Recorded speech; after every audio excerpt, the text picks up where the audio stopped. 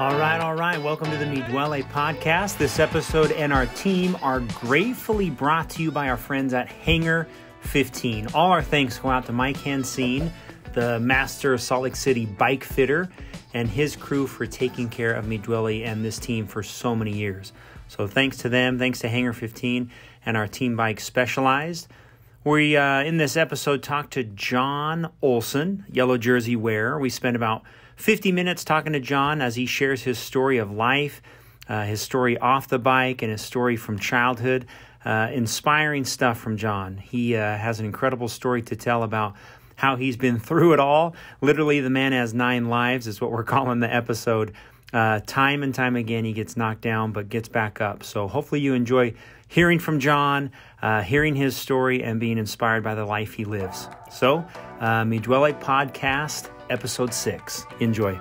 All right, welcome everybody to the Duole Podcast. Grateful that you join us. Thanks for tuning in. Stuart Anderson here. We've got 3 guests with me today. Spencer Chipping, Jake Cook, and our featured Duole team member, John Olson. What up, fellas? What up? Hey, everybody. Hello.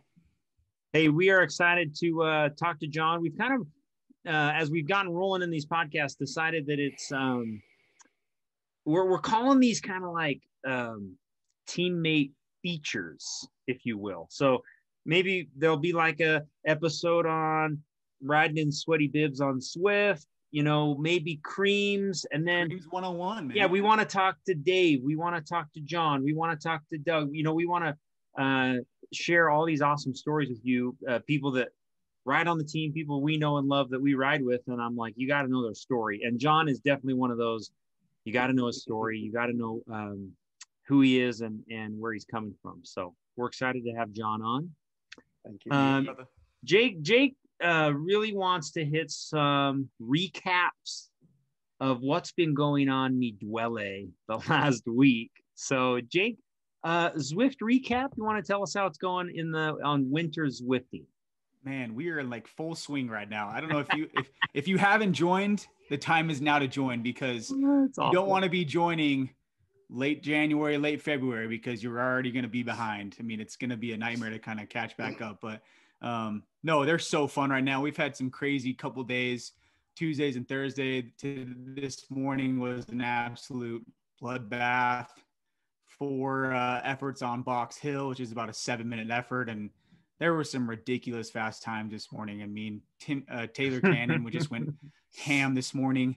I mean, Doug Brower went ham. Stu, obviously, you're just on another level. So, and here Chip and I just in the back, just trying to plug along. So, hey, you know, the effort was all about your own. Tuesday's effort was crazy too. Yeah, we weren't racing each other. It was an individual effort. So it was all good. Yep. Well, and then Tuesday's effort obviously was a pure race mode, like from the very beginning. So if you didn't start on time, dude, you were left in the dust. So anyways, I thought been a great week on Zwift. If you haven't joined, follow Stu Anderson on Zwift Companion. He'll send you the invite. And again, like we said, the last couple of weeks, we've, Stu's been trying to send out these invites Sunday night so you guys can plan your weeks and decide whether you want to join any of the meetups throughout the upcoming week. So. Yeah, Zwift's going hard. It kind of took us a bit to get into this last year. We launched hard into Zwift. So we are excited. We had some really fun new group guys join the team this last couple of weeks. We've had a lot of fun dudes that joined, a lot of questions about that. So in my opinion, and you guys can all weigh in, I'd love to hear your opinion. If you have a friend who's like, oh, dang, this would be a great fit. We want him to maybe check out the team and ride. Okay, now what? What do you say? How is this working? What's best? You know, once again, we've said this a couple times, and I think that the best thing is to just come and give it a shot. And it is very likely that you'll find a group within Duole that works for you, and it's very likely that you'll get dropped, and it's very likely that you'll really like it. Dropped by who, Chip? By who? Well, I'm just saying, I am no stranger to getting dropped on a big climb. And point being is that there's a lot of different categories of riders and racers in Duole. So when someone says, hey, you should come join, you can have the expectation that there is likely a group that would work within the team somewhere. And every ride is different, but yeah. Good. What do you think, John? Yeah. I actually have this in my notes, but to talk about when I started riding with Duole. But anyway. Wait, you came prepared, John? You came prepared? Well, thoughts. Notes? Come on, man. Thoughts. I have it in my thoughts, and let's hear it. In my notes that I'd like to share about myself. But anyways, make sure who you invite knows safety and etiquette, meaning the group that we ride Emmy and Millie with, and Big Cotton with Little Cotton, I feel safe descending behind any one of those wheels. I feel safe climbing behind any of those wheels or riding behind any of those wheels. Make sure the person you bring along knows how to point things out, doesn't half wheel you. You know, there's a few items that doesn't take out your back wheel or brake in front of you or stand and cause you to crash. Just I had an interview ride practically. I'll get into that later. But okay. I had to pass an interview ride practically before I got to wear the orange and blue. Who was it with, John? Who was it with? We need to hear these details. Gino. It was a Gino. Brother-in-law, Gino. Right. Yeah. Yeah, I would bring him along to interview any new rider because it is a harsh test. Yeah. And I think, I think that is key, is just, jumping in and buying like $1,000 worth of kits and getting on the group me. And I want to be a part of this. Like, that's fun and all, but I would just recommend maybe coming on some rides, joining us on Zwift, and interacting and engaging with the team. That's a great start to see if it's a team, because it's a team, you got to participate and be part of it. So Sure. Okay, that's it. Team camp, we're still scheduled for March 4th through 7th. And then the gear is going to arrive somewhere end of January, 1st of February from Duole. So yeah, that is on the way. And okay, great. Good announcements. Anything else? No, we had big orders on kits, right, Stu? I mean, we had tons of spandex ordered. Oh yeah. So much spandex. It's almost disgusting. So it's kind of disturbing. Too many skin suits for Chip. Too many skin suits. Or not enough skin suits, right, Chip? I am so excited about them. I didn't want to tell anyone before, but I did buy a small Peloton sleeveless red jersey in my order. So yes, I want you to know I am getting a sleeveless jersey. Okay. But what? No, don't. No. Don't go. Whoa. What's going on here? I don't know something, Chip? I am wearing. So for what? Like, I'm planning the first time to be at team camp up the Kolob climb. I'll just like take a rain jacket off and then boom, sleeveless Peloton jersey. Yeah. It'll just be with no base underneath, just nipples just out. Yeah. Gun. And I think it's a 3/4 zip. So it can kind of like, that just topped it off. Love it. Hey, well, we're grateful John to be with us. I'm going to give a little bio introduction, kind of set the stage of who he is, and then we're going to work through a couple parts here: his background, a terrible car accident that he got in, and then maybe his future here, like how he got connected with Profile and with Duole, and then what he sees for his own future writing. So first of all, John is one of our original yellow jersey wearers. He was nominated by his team as well as by his sister and his brother-in-law. And I would say John is a leader of this group in every way, not only his example, but his friendship, his advice, his wisdom. I haven't known John for long, but I would consider him one of my great friends, good friends, who have just come from being on so many great experiences together. And one thing that's awesome about John is that he was featured, and we just found out he was featured without knowing on the Lodija website. His story was told by his sister and published on the site. And it gives a little bit of background of where we're going to go. So I'm going to read the story that was published. It's still up, I think, on the Lodija website. If you go there, so you can read along. It says, "My name is Holly, and I spent a number of years supporting my husband, Geno Smith. I've also spent years watching and supporting my brother, John. His story started when he was only a month years old. Since birth, John has been in and out of hospitals and has had more surgeries than I can count. He's had 2 kidney transplants. On top of all that, operations to save his life, John was in a horrific car accident that left his feet and knees shattered. Being told that he would never run again and having trouble walking, he was devastated. John's learned to live with health issues and give that he could do it. And give what he could when he was skiing or running. Physical activity never came easy for him and usually left him completely wiped out. But John wanted to do what everyone else was doing and loved being outside, experiencing life like healthy folk. So, after recovering from his last kidney transplant and foot and knee surgery, John was left with the question, what can I do? His only option at the time was to get on a bike and take it out for daily, casual rides and hope that someday he could go longer than an hour and maybe, just maybe, keep my husband and sister's wheel in sight. Through it all, the pain and suffering John has endured, he's a true hero, an inspiration, and a true brother." And she goes on to say about the day she was there when you crossed the finish line at Lodija, and obviously praises you for continuing to inspire her as somebody who can get through it all.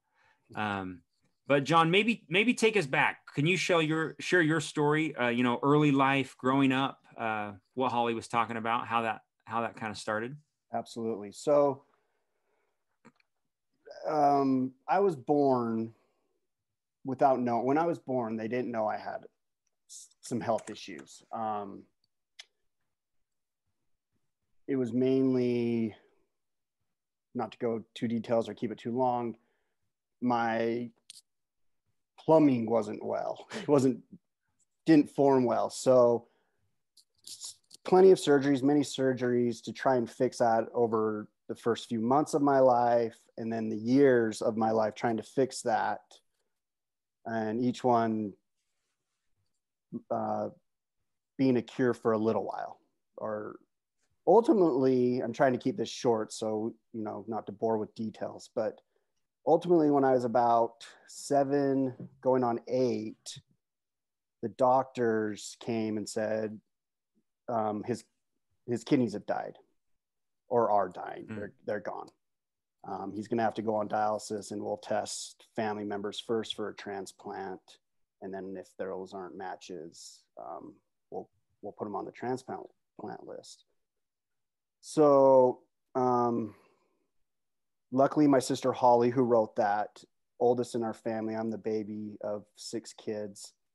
She was a match in 1986, donated one of her kidneys to me at age 8. How old was she, John, at that time? I would say she just early 20s. Yeah. Just barely married to Geno, who, a lot of you know Geno as from being a Medulle old school guy, but barely married. I maybe had 1 kid, and her oldest kid is like 20 something years old now. So yeah, very young. I actually had another sister that was getting married like at the same time, and they didn't test her because no other matches, they left her to be untested, and because they didn't want to mess up her wedding or whatever, interfere with the wedding if they didn't have to. My brother was on a mission. They were going to fly him home to be tested, but luckily Holly was a match. My 2 other sisters were too young to be tested at the time, so they didn't test my 2 other sisters.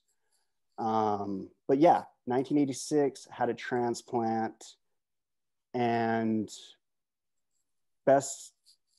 one of the best gifts of my life. It changed my life.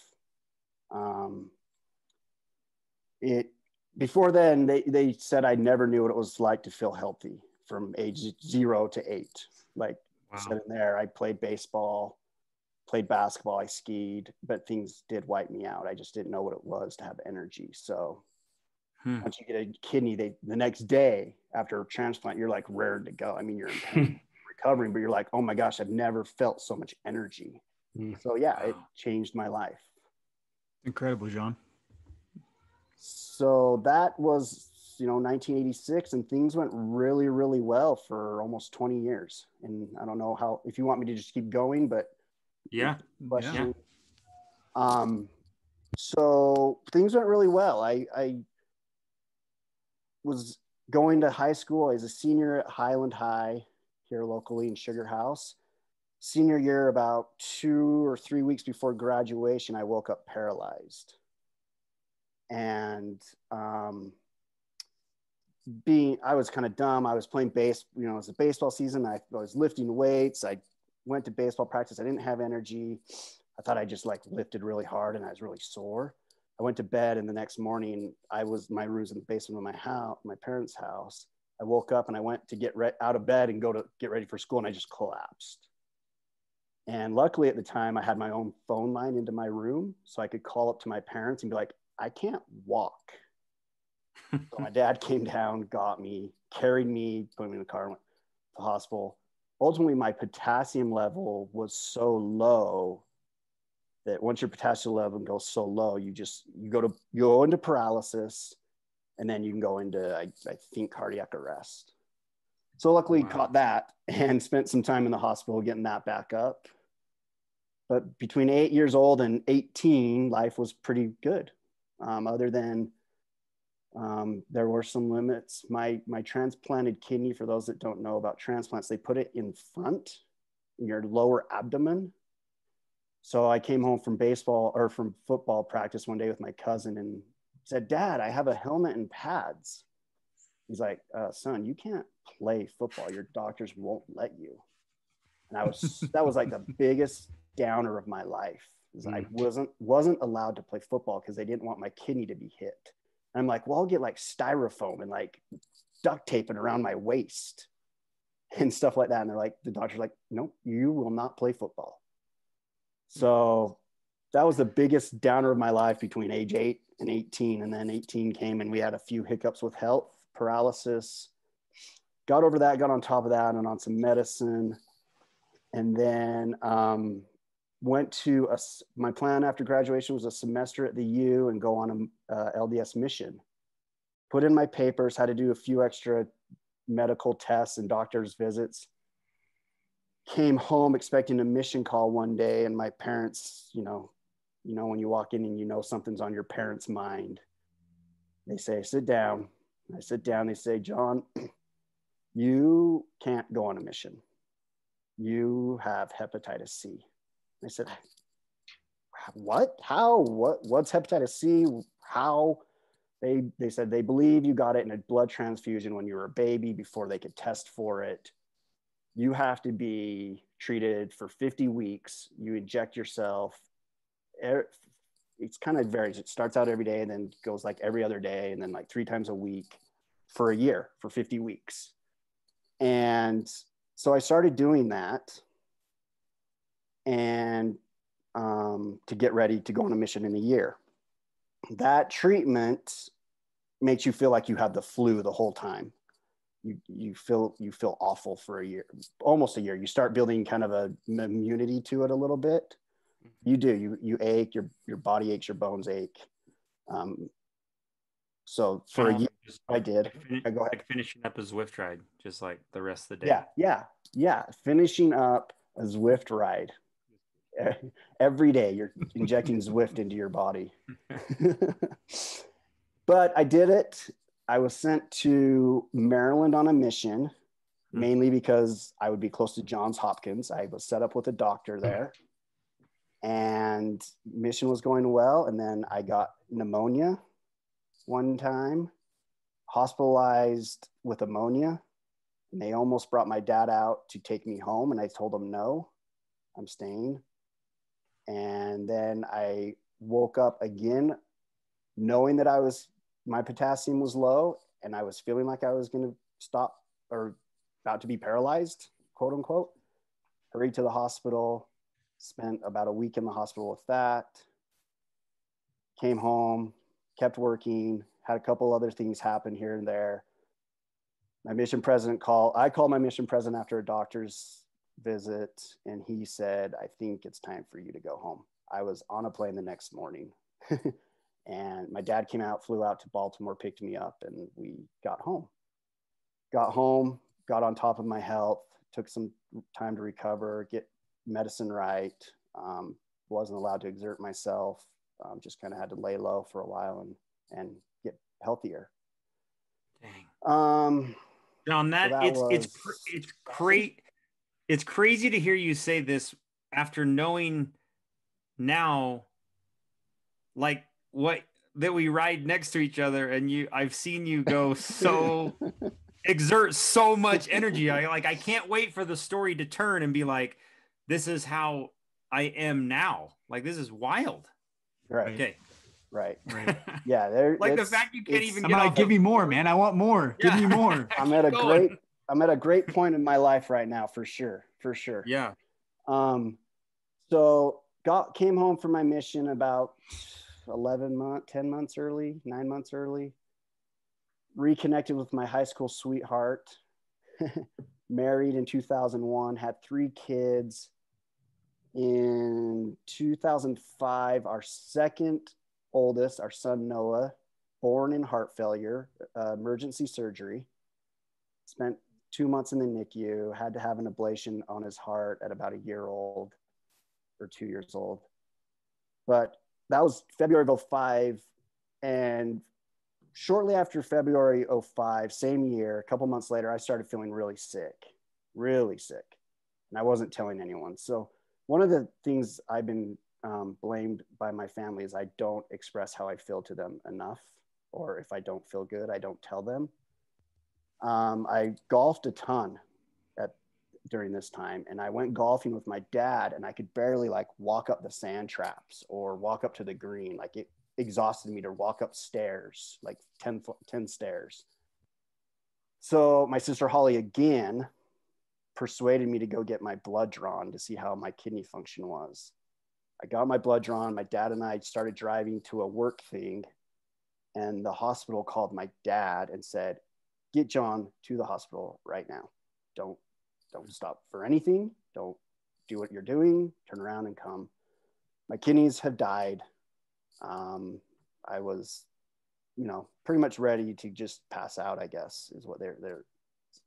Anyway, so I go to the hospital. My kidneys have died. This is 2005, early, late spring, early summer, and spend some time in the hospital. They put in a central line into my neck to start chest area, I guess, that goes right in by your heart to start dialysis. Do that. I'm there for a week or so. Can't remember how long. I'm discharged from the hospital and set up for 3 dialysis treatments a week up at the University of Utah Hospital. And those, people that have been on dialysis or know someone that's been dialysis, it's, I heard someone while I was sitting next to them getting dialysis themselves say, this is just a slow death. And it is. It's brutal, a slow death. It's brutal. It is brutal. And I am fortunate beyond belief to have transplants because people stay on dialysis for years. So I'm up at the U of U dialysis center and get ready to leave. And I drove myself there. I'm driving home, going to pick up my 2 boys and wife to go to the zoo that day. And it's early, my dialysis went from like 6 a.m. to 9 a.m. or it was like 5:30 to 8:30 a.m. or so. So it's kind of early in the morning. I'm driving over here. I live by 27th South and 20th East by the Maverick kind of. And at the time, that's where I lived also, just kind of by Highland Park Elementary. I'm driving down 27th South to go home.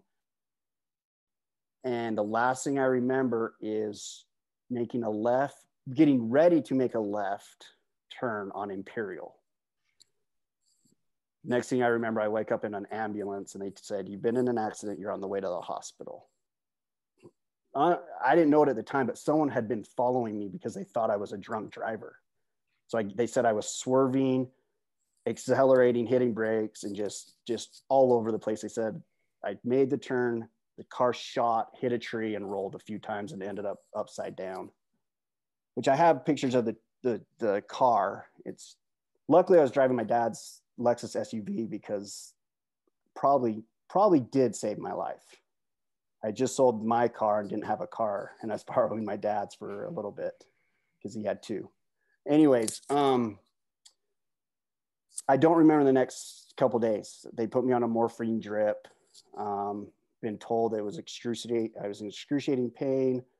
Just yelled for 2 days about how much pain. I had 2 surgeries in the hospital. I broke both tibia plateaus of my knee, both tibia plateaus in my knee. Well, one in each knee.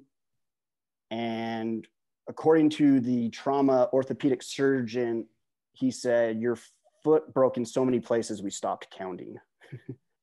So he just said, "You crushed it. You crushed your right foot." And so I had one foot surgery, 2 knee surgery, well, 1 surgery. And then later they put a stabilizer bar in one of my legs because I had so much fracture blisters. They had to wait a week to do the other knee. So I had a stabilizer bar in my right leg for a week. John, that's crazy. Spence, yeah. So recover, got out of those surgeries, came home. Funny quick story. Getting discharged from that, they said, "Your wife can't take care of you at home. She has 2 kids. She's not going to be able to help you go to the bathroom. She's not going to help you shower. She just can't do it. You need to find an assisted living place." So my parents and wife went all around looking for one. They found the only one that close by that took my insurance was down, I think, on about 11th East and off of 21st South, maybe a little more north. Anyways, we set it up. I get there with my dad and my wife, Ashley, and my dad take me there. We get in our room. It's about evening time by the time they set me up. And the charge nurse comes in and says, "All right, I'm leaving for the day, but I just want to run something by you real quick. In the middle of the night, if you need something, how are you going to get our attention or ask for it? Because your nurse doesn't really speak English." And I said, "Huh?" And she said, "Yeah, she doesn't speak very good English." Uh-huh. And I said, "I don't know." And the charge nurse walked out, and I looked over at my dad. I said, "Get me out of here now." That night, my dad had ordered a hospital bed, a wheelchair, and had put it in my house over by Highland Park. I lived in my front room in a hospital bed for 3 months. And my wife took care of me and my family, but my wife took care of me. Yeah. And I owe a ton of gratitude to my whole family and to my wife. She was taking care of 2 boys, and I was non-weight bearing in a wheelchair for 3 months. So crutches.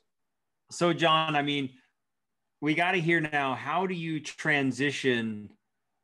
Like, where does cycling come in? Has it even entered the world yet of your life?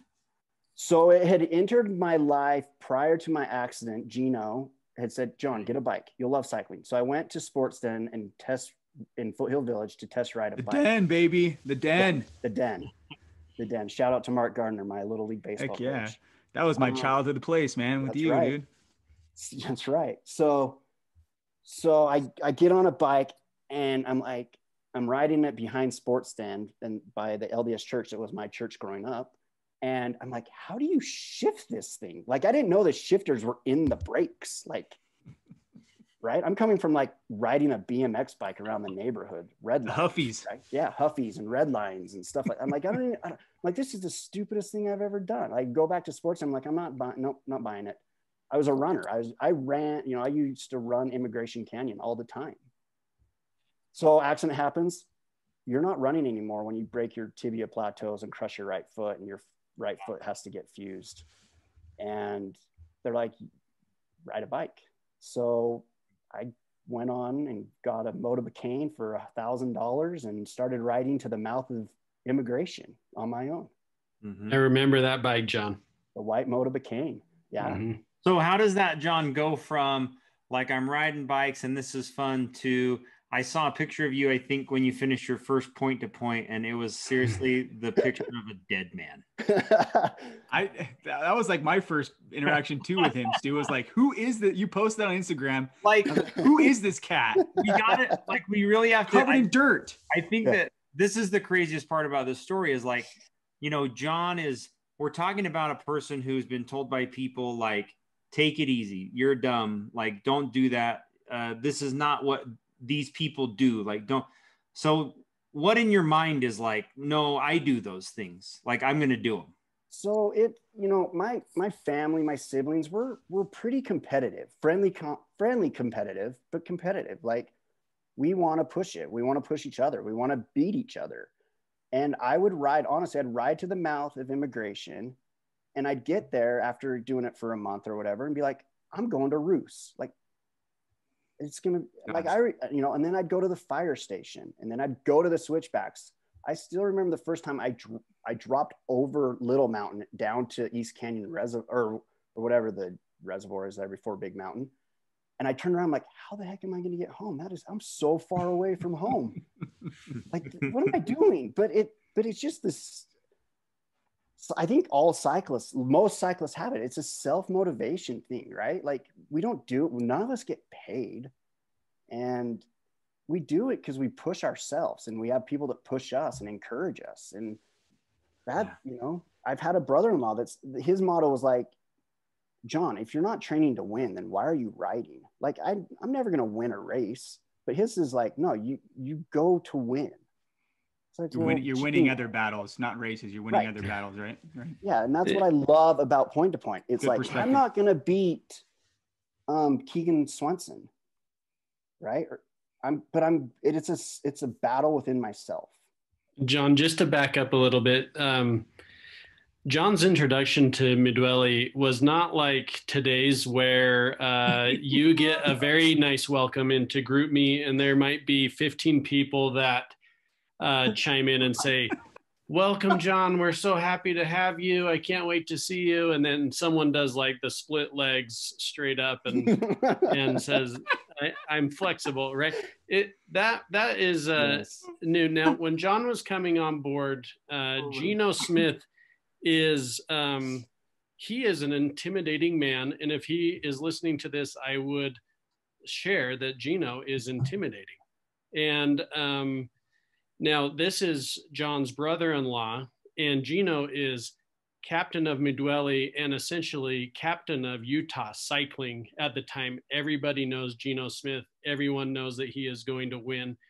And it was like, you might be able to come ride with us, John. You might be able to come on board, exactly. But I think that you should just kind of come test the waters a little bit.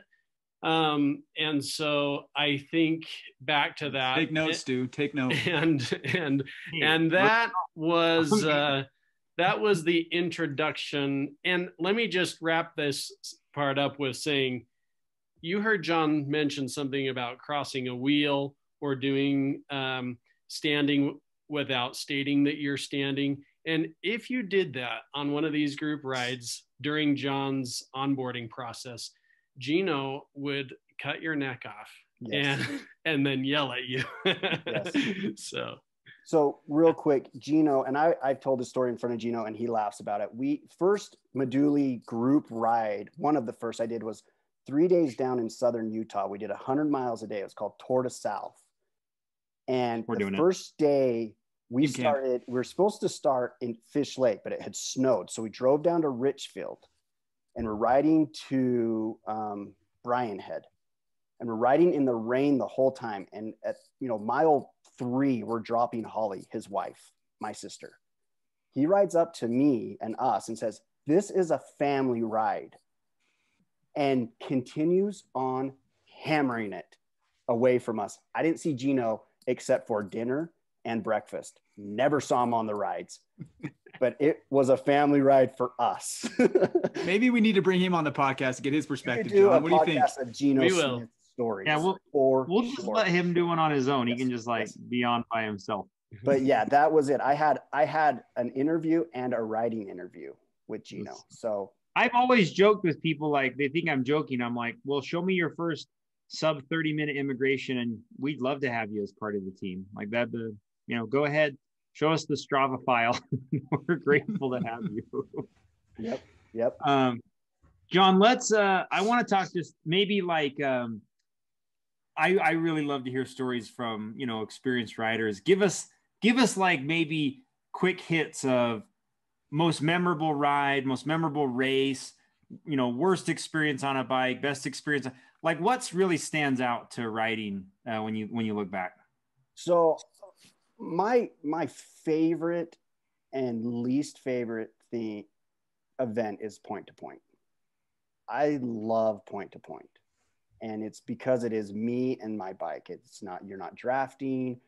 You're not, you're doing what you can do, and it hurts. And it is the lowest of lows and the highest of highs. And you're dirty, right at the start, you just get so dirty. And it's just a test of everything you have. And it's a bucket list for sure. Anyone that likes or loves to be on dirt has to do it once. Waffle ride. Chip and I did this year. Oh my gosh, the funnest ride. Absolutely. I loved it. And Stu, I may have told you this. I think I told you this afterwards. It's like, I loved looking over at Chip and I'm like, dude, this guy is loving this ride. This is the best part, is just looking over at Chip and he's like, ear to ear smile. We just had a blast. I mean, suffered and hard, but it was a blast. I just love the experience. Francis Peak with Chip early in this year. So many Chip adventures this year, John. That's I would like to say, I think Francis Peak is where the twinkle of Chip's adventures and Chip and Duole's started. That's where the Chip bonding began with Chip, John. Huh? Is that where the bonding began at Francis Peak with Chip? Right. We talked about, hey, we need to do more of these kind of just Mine was up Lambs Canyon with Chip. Lambs, Killian's, our hike / bike ride. Yep. In the mud. Yep. Just kind of the different things. I'll always love the Emmy Millie group rides. Love them to death. Love being with the group. But, I kind of leave Loaded Jaw off because it's just, maybe I'm different. It's just, it's a long bike ride. And it's a bucket list. I would recommend everyone do it twice. I've done it twice. And the only thing I have an interest in doing it again is, Stu, at the end of this year, you're like, we need to do a big group and do it. Amen. Oh my gosh. Amen. I'm so on board. I toyed with a giant Duole cycle sport group of 40, just crushing like a sub 10, just flying. All of us wearing the same kits, So rad. Sleeveless Pelotons, half quarter zip. I love Loaded Jaw. I just like, I don't know if I love I don't know. I don't know if I love kind of the vibe there. Yeah. John, there's nothing better. I mean, in my 3 years I've done Loaded Jaw, and even Stu and I'm sure Chip too can agree with this. You are always the first person to greet us as we come across finish line, no matter every duty. I mean, it's everybody. You're there hugging everybody. I mean, for me, emotionally, after riding 200 miles, I'm a wreck. Right. And to have a dually member, this is what's so special about dually, is you have these team members that are all there who aren't riding, but they are there to hug you and support you and just say, man, you rode a great race. Even though you may have not felt like it was a good race, you've always been there, at least for me. I remember my times of giving me a hug and saying, dude, proud of you, man. What a day for you, things like that. Loaded Jaw is a huge accomplishment, like huge, whether you do it in whatever, 9, 10, 11. I mean, I've had relatives do it in 12 plus or 13. It's a huge accomplishment. It's a long day. It's a lot of training. And everyone should be happy with their Loaded Jaw. I find it funny when people get so discouraged about their Loaded Jaw, because I did a lot of riding with Todd Racker prior to his. And I'm like, dude, like, you can have a time in your head, but it's all dependent on your group, on the weather, how you feel that day. You could have a bad day. And if you finish, it's awesome. Totally. 206 miles is a long day and a great accomplishment. So whatever advice you gave Todd, I guess it worked. That was pretty good. Well, I have a theory on why Todd won. We'll save that for the summer. Yeah. We'll the summer Loaded podcast series. Yeah. Hey, well, we asked you before you came on, what are your top 3 pieces of advice for all riders? What advice would you give out to team your John's wisdom? So my first word of advice would be, remember that, and this may go contrary. Look at him pulling out his notes. Look at this. Yeah, I love it. I'm pulling out because I'll forget kind of my point. Let's get ready. Because I don't want people to be upset or offended. But my first point would be, we're riding bikes for fun, to stay healthy, for fun, to challenge ourselves, and maybe win a race or here or there, if you're into racing. And the reason I bring this up, don't let your biking or whatever activity get in the way of your family. This hit me years ago. My boys were young. They were playing baseball and soccer and football. And I wanted to go ride with my Duole guys, the 4 Canyons. But my one boy had a football game. And I was talking to Holly and saying, man, I just think I'll send Ashley the football game and I'll go ride 4 Canyons. She goes, she's pretty much said, John, you're a dad first. Like, go to your kid's football game. And I went to my kid's football game and I don't regret it. And the reason I'm bringing this up is my boys have a couple years left of playing baseball. I love baseball. We're a big baseball family. And I can't stand to think of the day when I can't watch my boys play baseball or do something they love, whether it's swimming or soccer or dance or whatever your kid's activities be at as much as you can. I know we do these awesome, big, epic Saturday rides, and those are great. And the fact that we go so early and get back by like 10 or 11 or whatever, that's awesome, because you can make your kids' stuff. Be it all your kids' stuff. That, I don't know if that's cycling wisdom or just wisdom 101 according to John, but stuff. Nice. But that's the one. That is my main one. My other one that I've told a couple people is, and this is what I've used the last few years. If you're not motivated to ride, put on your gear, whatever, your apparel, your kit, give yourself 15 minutes on a bike ride. And if you don't want to keep going, turn around and go home. I have done it many times when 50-50, right, Jake?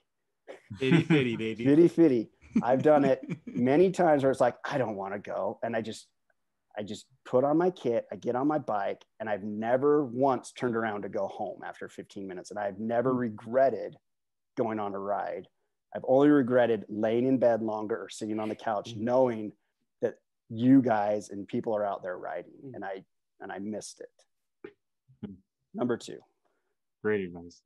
So, and then number 3, and I kind of was reminded by this last night. I watched the special about Jim Valvano, the North Carolina State basketball coach, in his SB speech. He died of cancer shortly after giving a speech. And I've listened to this here and there throughout years.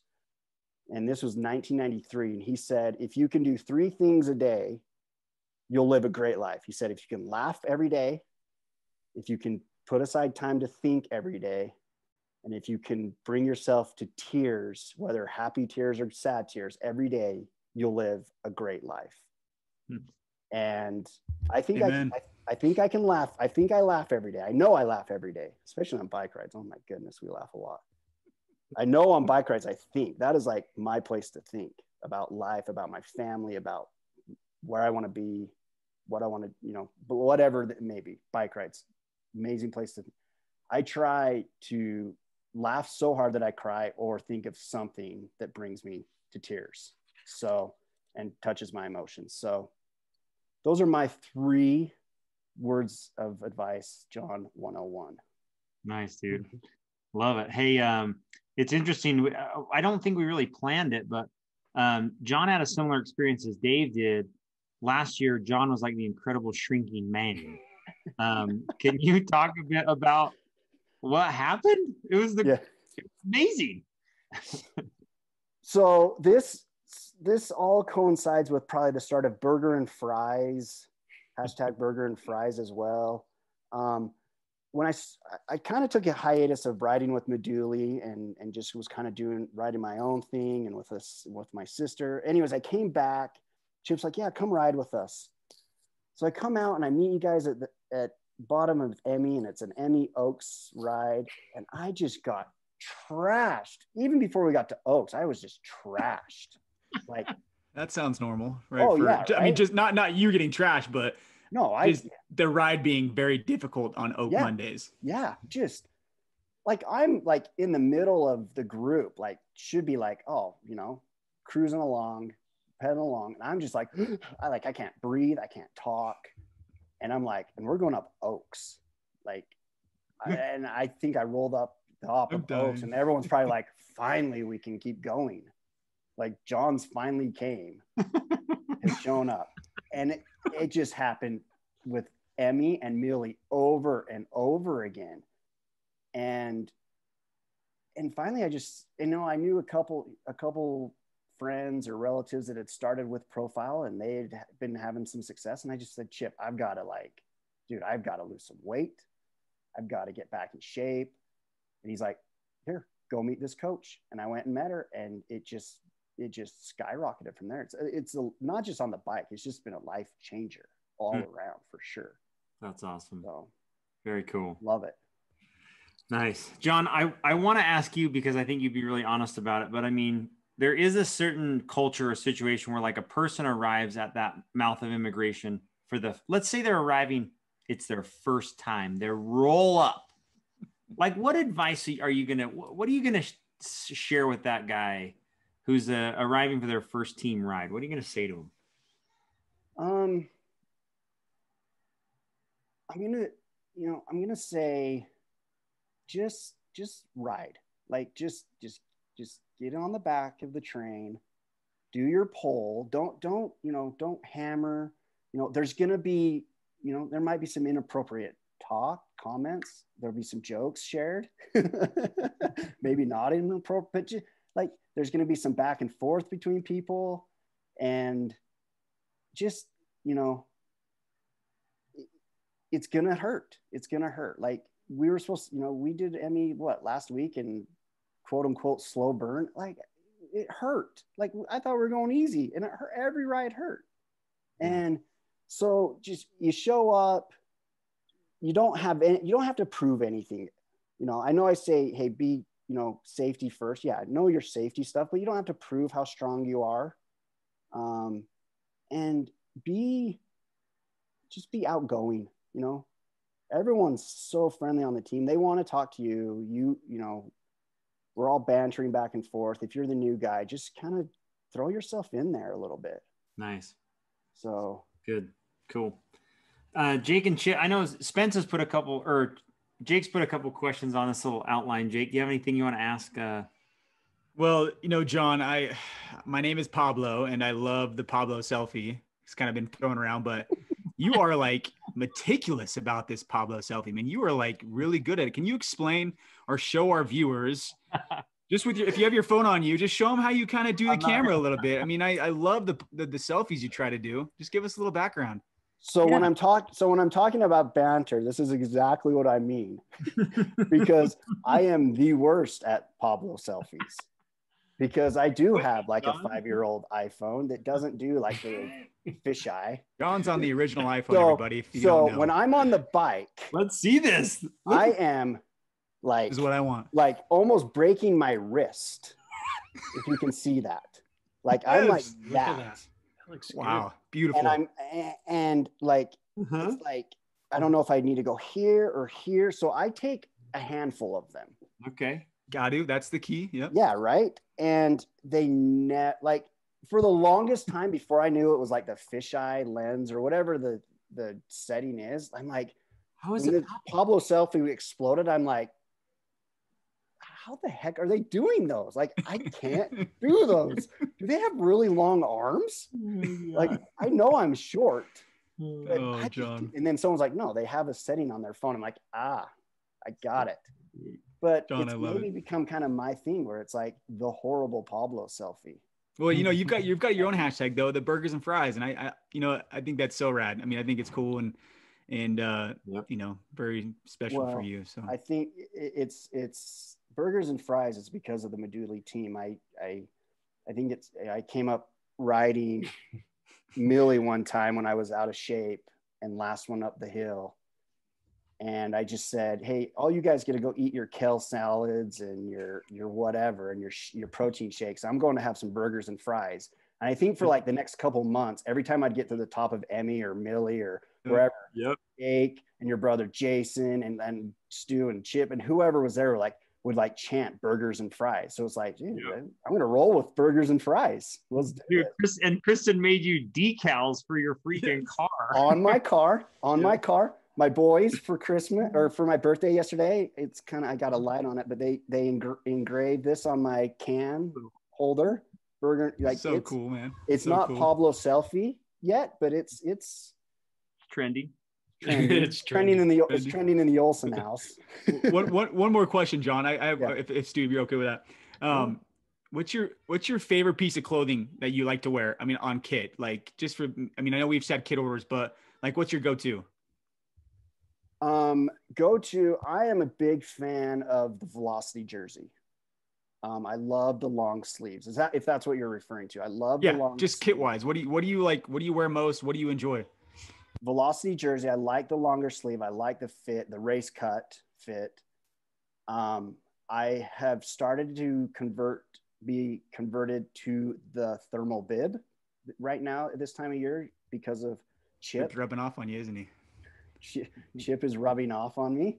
I have one pair of thermal bibs and I enjoy them. More coming. The kits, the style on the kits are awesome. The new style, awesome. I love it. They definitely the best looking kit out there. I mean, so good. Thank you. I think accessories are what tip it off, though, right? Helmet, glasses, little pink. Well, you're known for the pink, man. I was going to say you're known for the pink. Well, I won't wear pink when I'm wearing Duole, unless it's my gloves, which I've converted. I have black gloves now. I won't wear my pink. I do like the pink shades though when you bring out the pink glasses. Yeah, I'll wear those. I won't wear the pink helmet with Duole.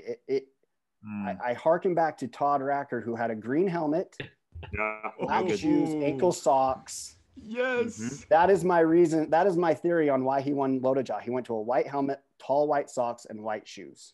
Oh yeah, baby. Swaggy P. Socks, shoes, socks, helmet, glasses make the kit.